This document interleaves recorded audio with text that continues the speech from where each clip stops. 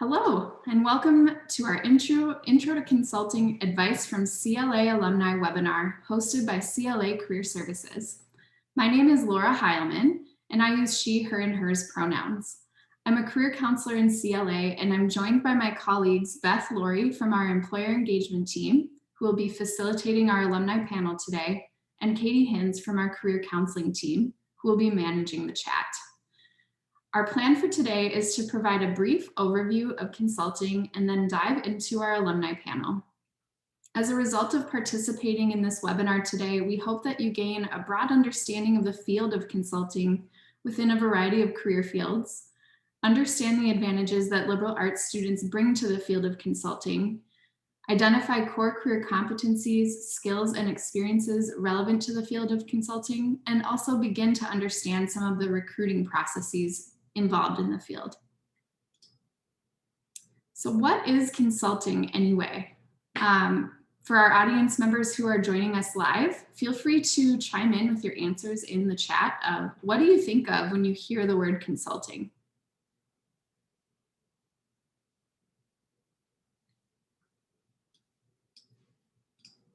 You're welcome to type in any of your initial responses.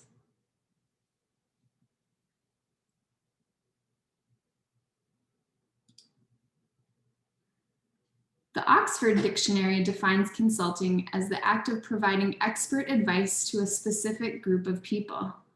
So what is a consultant?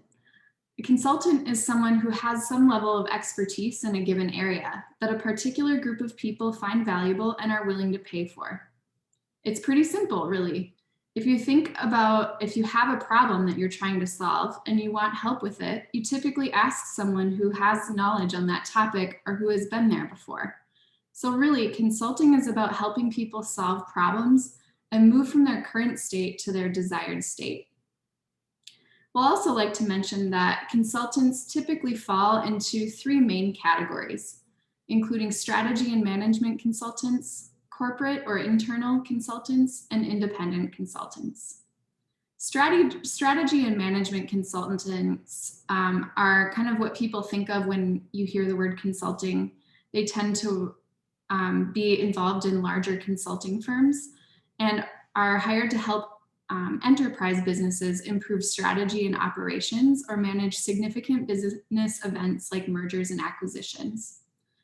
Corporate or internal consultants tend to include a lot of different categories, but generally, people in this category have pursued the corporate track and often have at least a decade of experience in their industry. Fields where in-house consultants are common include software, IT, and other technology fields. Finally, independent consultants are folks that have chosen to go out on their own and build their own business around their expertise area rather than continue working as an employee. The particular expertise being sold can be virtually anything. And thanks to the emerging gig economy, thousands of new independent consultants are creating highly lucrative businesses for themselves. While we won't have time to go super deep into all the different types of consulting and consultants that are out there today, we do want to make sure that you know consulting exists in virtually every career field, including tech, education, arts, and even diversity, equity, and inclusion work. So this means that if you enjoy helping people solve problems, this could be a great career option for you. So who is the ideal candidate? These are some common questions that we hear, such as, does a finance major make a better consultant than a history major? Do you need to have a background in business-related subjects to become a consultant? Or do you need to be a specialist in a field to enter the world of consulting? Fortunately, the answer to these questions is no. Whether it's a problem faced by your student group or the CEO of a corporation, critical thinking combined with effective communication is a core skill that always delivers. The focus is on how do I solve this problem and how does my client understand my proposed solution? So the good news is that your CLA degree is preparing to do just that for you through the core career competencies. And now I'm going to turn it over to Beth, who will introduce our panelists for today. Thank you, Laura. And thank you again to our CLA alumni guests, Sharada Gilbertson and Yash Joshi, for being here today. We have several questions for our alumni panelists, and we also encourage you again to submit your questions to the chat feature. And you can do that to all the panelists and the hosts today, or everyone on this webinar. So feel free to do that throughout this portion of our webinar. Sharada, let's have you kick things off for us, and then we'll hear from Yash. Can you tell us a little bit about your background, your current role, and your journey into the consulting field, particularly as a liberal arts student? Thank you, Beth. First of all, I would like to thank all of you for having me as part of this webinar today. It was really a great opportunity for me to share my experience, and I really appreciate that. So thank you to everyone as well that's attending. First, and probably most recent, over the last 7 years, I've been working as a director of talent acquisition for a local engineering firm, consulting firm. We do everything from civil engineering to land surveying and things like that. And so it's given me a great opportunity to learn about a field that I didn't have any interest in. My undergrad degree was in psychology from CLA. So that, I think, provided me a lot of experience and a wide breadth of knowledge to be able to enter into the human resources field and talent acquisition. So I really find that that was really key to my education as well as my career.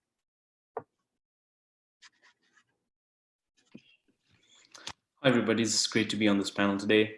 I'm a very recent graduate. I graduated from both CLA and CFANS with a dual degree in global studies and applied economics. And my college life was really interesting. I did lots of extracurriculars. I was even a peer advisor with career services, so helping students with resumes and working with all the great career counselors at CLA Career Services. What inspired me to get into consulting during my college years was I did an internship at a venture capital fund, and a lot of the people who worked there were former consultants.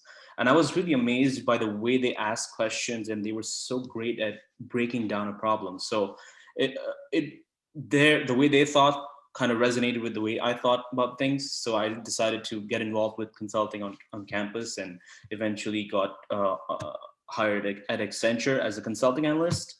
As a consulting analyst at Accenture, we don't have a standard day of work. So every day is different. Right now I'm in a project with a public agency, helping them change and transition their business processes during the times of COVID. So it's very interesting, very relevant project, and I'm really enjoying my time at Accenture. Awesome. Thanks for those great introductions. Next, let's talk about competencies. Sharada, what competencies or key reasons why CLA students in particular are set up for success in a career in consulting?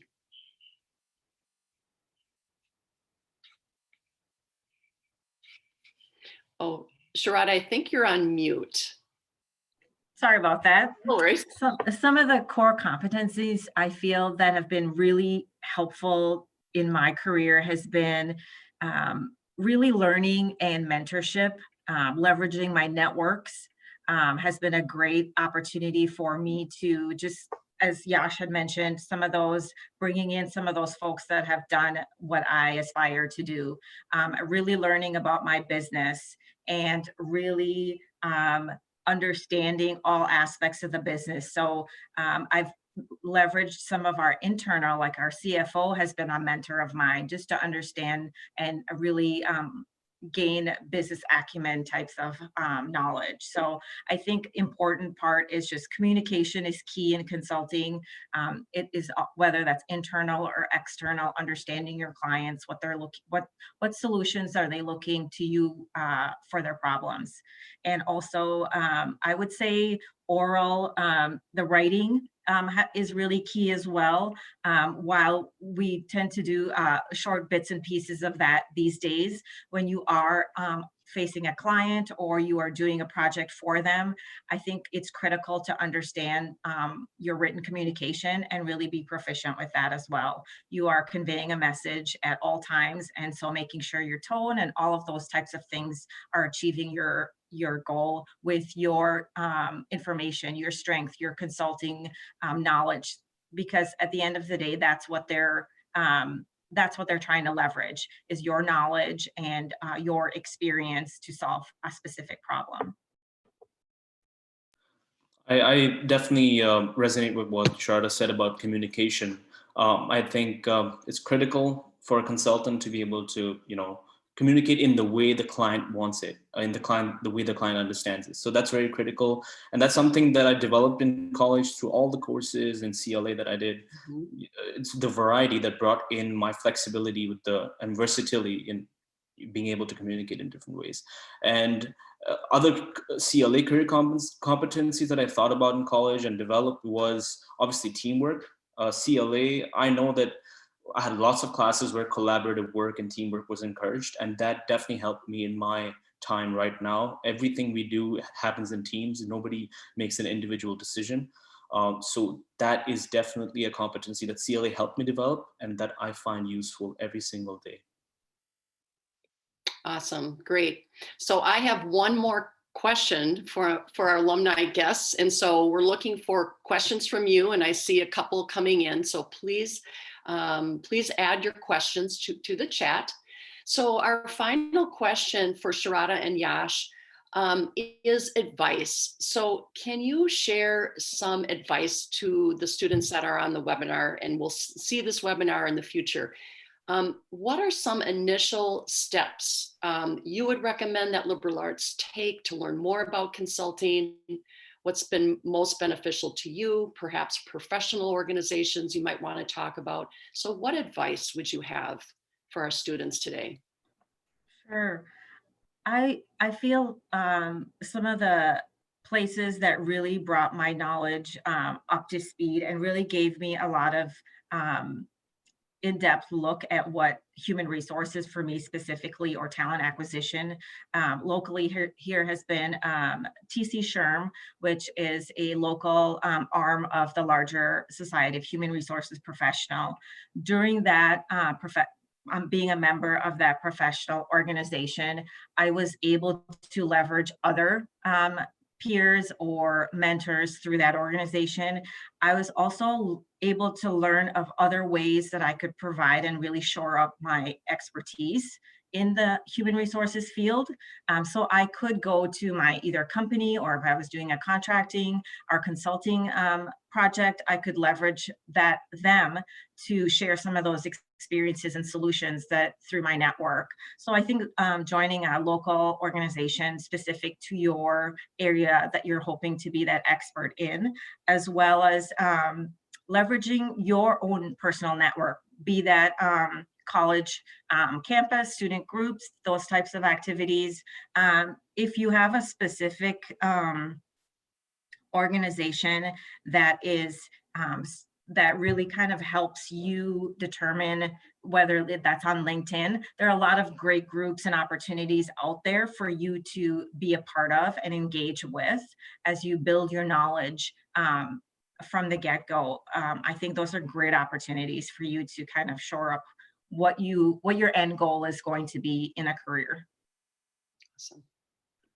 I definitely think that student groups on campus are really valuable. I was involved with the undergraduate consulting club, and I think being involved with that club added so much of information, gave me so much of knowledge about how different companies recruit, and that's how I got to know about how Accenture recruits, and met a lot of people from Accenture during those undergraduate consulting club meetings. So that is critical. Be involved in the campus community and see where you can sit down with like-minded people and think about, or even like a diverse group of people and who have similar goals, and try to understand. And also the career services office. In fact, I remember one of our career counselors, John, I think he's on this meeting as well. He introduced me to one of his former students who became a consultant post-graduation. And when I was a senior, that interaction was really valuable. So career counselors on campus and talking to them are definitely one of the greatest resources that I found helpful that helped me get to a consulting role. Awesome. Thank you. So I see a few questions coming in. Please continue to send in questions for our panelists. We have a solid 10 minutes for your questions. So the first question that I have for Sharada and Yash that is coming from one of our participants is, what makes a consulting candidate stand out for internships and jobs? Can you comment on that? What makes a consulting candidate stand out for internships or jobs? I would say some of the things we've kind of discussed already is demonstrating the aptitude to learn, and listening also, I think, is also key in that whole communication conversation. I think internships are a great way to provide a lot of hands-on quick experience. And I think leveraging those people that you might meet during that engagement is also key. And the ability to be flexible. I think communication and flexibility to learn new things. If I remember, an example would be when I started as a consultant at my current company, and getting in here, I thought I was being hired to do talent acquisition, recruitment type of activities. And I came in and my boss at the time said, "Hey, can you take on something else? I know it's not what we talked about, but I would love if you could just kind of give me some support on this piece." And while I didn't know anything about the topic, I said, "Great, yes." So I kind of dove in and really took it on. And that was me demonstrating to them that I was really providing a solution. He had a problem. Here's me coming in. While I didn't know a whole lot, I took it as an opportunity to learn. So being flexible and agile to the situation, I think, is really helpful.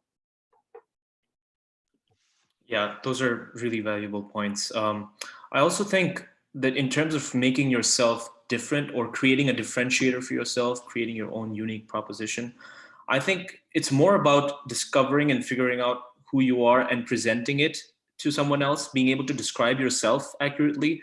Because if you're able to describe, every person, I think, inherently is unique. So it's not about creating that uniqueness or manufacturing it, but presenting it in a way that people understand. So I think just by being able to, accurately describe yourself, creates a unique proposition and makes you stand out as a candidate. So I think spending some time in doing that definitely helps you, and that comes through practice. The more people I try to meet and introduce myself to and talk to, the more I realize that, okay, I could have said it better. I could have described it better. So I would definitely encourage you to talk to people and try to tell them your story. That will definitely help you express it accurately when it comes time to apply for a position in the future. Awesome. Yeah, I definitely would agree with all of that Yasha said as well. Great points. Learning, being curious, continuing to stay curious, I think, at all phases of whether it's a project or learning about an employer. Continuing to ask questions, I think, is important in a way to stand out. From the recruitment side of things, I think sometimes I interview candidates, and towards the very end, I leave some time for questions, and oftentimes they don't have any. So being prepared gives me an insight as to maybe their work style or the way that they might solve problems for me. So I think all of those things are helpful in the process. Great. And we have several more questions, so one or both of you can respond to. So our next question, is it possible to switch to consulting after working in a field for a few years after graduation? So I would say absolutely. Yes, definitely. I think, again, speaking to the experience part is really really gaining experience as to what it means to actually work in the field. And then also leveraging that experience to share new solutions, to innovate, to really bring new things as you step into that consulting hat. And when you are working for an organization, you're thinking of the people that you interact with, your stakeholders that you might be working on a project on. You are consulting to some degree because they're coming to you for your expertise in a specific area that they might not have. And so leveraging that in a way that's going to be helpful to them is providing consulting type skills, and continuing to add another layer to the benefit and the value that you bring to the organization and future clients. Great. So this question is in particular for Yash, especially at an external firm like Accenture. What is the work-life balance like? That's a good question. Before joining Accenture, I did have that perception that consulting is, a very busy profession. You travel a lot, you do a lot of work throughout the day. But luckily, it's not been like that. Although I enjoy doing the work, I do get enough time to do what I like. So I think the work-life balance has been really nice, especially since we're not traveling as much right now due to the pandemic. But even before the pandemic, I realized after talking to my Accenture colleagues more closely now that even when they were traveling a lot, they did manage to create that work-life balance, because Accenture gives you time to reboot, to do things that you like, even if you're not in your home city, or even if you're traveling. So I think and also if I have something on my schedule, on my calendar that says this time is blocked off for me to let's say, go for a run or do something even during the day, then my managers, people who work with me, they understand that yes, he wants that 1 hour, 2 hours off to take a break in the middle of the day. It's totally understandable. So I think work-life balance, especially if you're proactive about it yourself, is definitely a reality and something that I've been enjoying the benefits of, definitely. Great. So this next question, how do you sell the benefits of your CLA major if your major doesn't directly align with a role? So for example, an English major pursuing an HR or a talent role, or a strategy and consulting role. So again, aligning your major when there may not on the surface feel like there's a direct correlation. I think Beth rephrased that question really well with adding the aspect of, on the surface it might not look like it's directly connected, but I'm a global studies major and I'm helping businesses, make their decisions.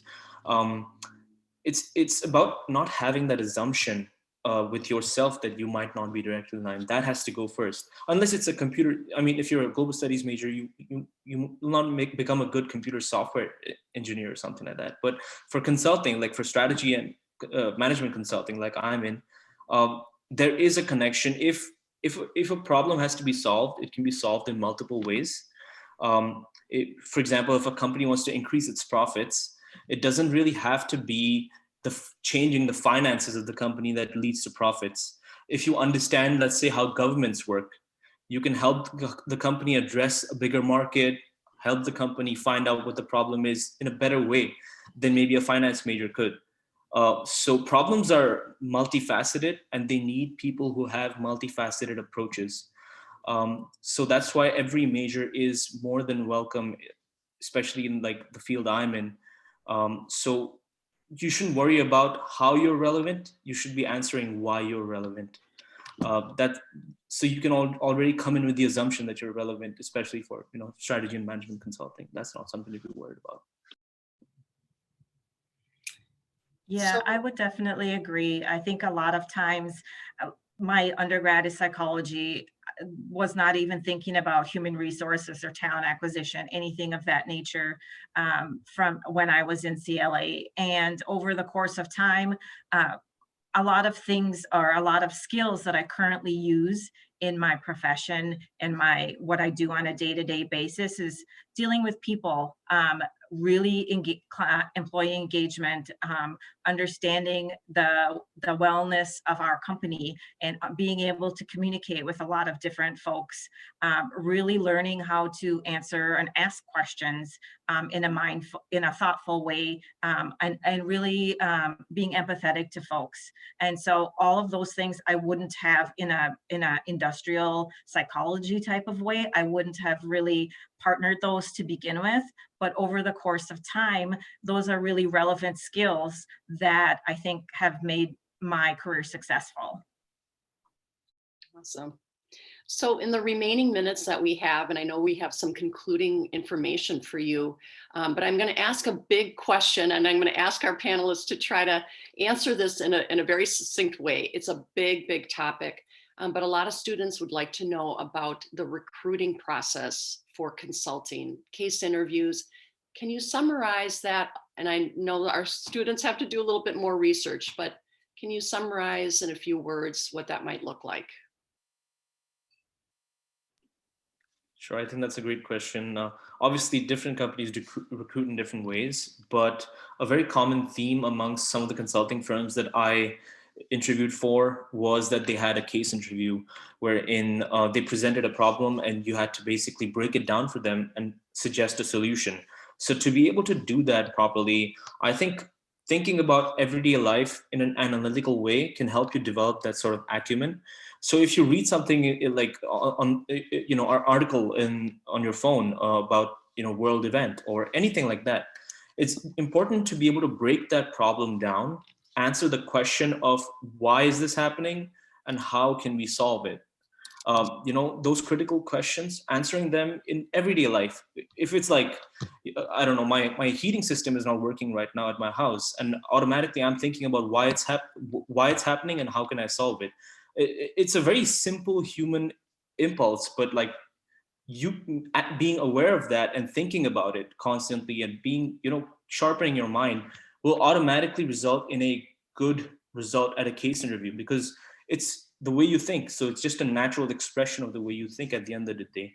So I definitely would encourage you to do this. It might not seem like a direct preparation for a case interview, but it definitely helps set up that whole successful case interview for you where, solving problems becomes a part of your nature. Yes, I would also agree.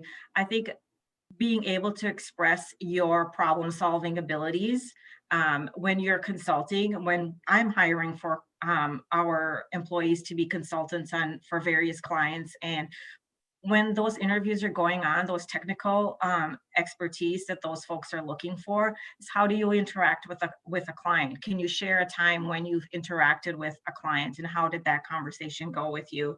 If a client provided you a problem, how did you come up with a solution? What did that process look like? So being able to communicate effectively what your value and what that process to a solution looked like, I think will help you quite a bit in terms of solving, as Yash mentioned, any problem that might come your way. So being able to demonstrate what your personal value might bring to that solution.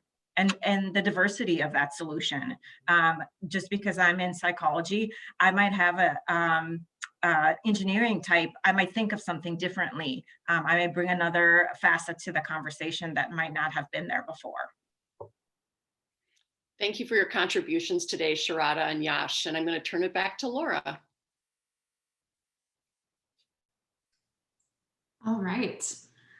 We just have a couple minutes to wrap up, but I wanted to thank all of our panelists again for your words of wisdom and your experience. It is so helpful to hear your perspectives and to know that your liberal arts backgrounds have prepared you for success in such a dynamic field. As we wrap up, just wanted to share a few next steps that students, if you're interested in this field, that you can take. So 1, make the most out of your college experience. Get involved on or off campus, whether that's virtually or in person, and excel academically.